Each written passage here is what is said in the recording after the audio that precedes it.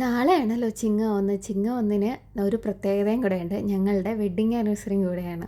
ഈ ചിങ്ങം പുലരുന്നതിന് മുമ്പ് ഈ ആടിയൊക്കെ കളയണമല്ലോ. രാവിലെ ബെഡ്ഷീറ്റൊക്കെ എടുത്ത് കഴുകാനായിട്ട് വാഷിംഗ് മെഷീനിലിട്ട് അത് കഴുകി, പിന്നെ നാളത്തേക്കുള്ള ബ്രേക്ക്ഫാസ്റ്റിനുള്ള അരിയും ഉഴുന്നൊക്കെ വെള്ളത്തിൽ ഇട്ടു. അപ്പോൾ രാവിലെ ഇട്ടാൽ വൈകിട്ടാകുമ്പോൾ ആട്ടി വയ്ക്കാമല്ലോ.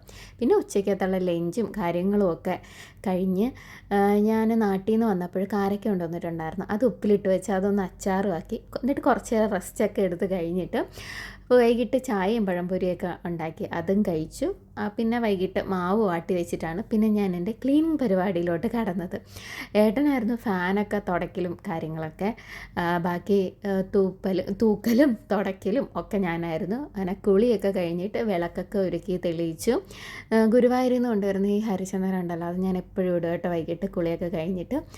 പിന്നെ കല്യാണി ഇച്ചിരി സീനാണ്, കാരണം ചേച്ചിയായിട്ട് അടികൂടി ഇരിക്കുകയാണ്. ഇതിവിടെ സ്ഥിരം പരിപാടിയാണ്, എല്ലാ വീട്ടിലും അങ്ങനെ തന്നെ ആയിരിക്കും അല്ലേ.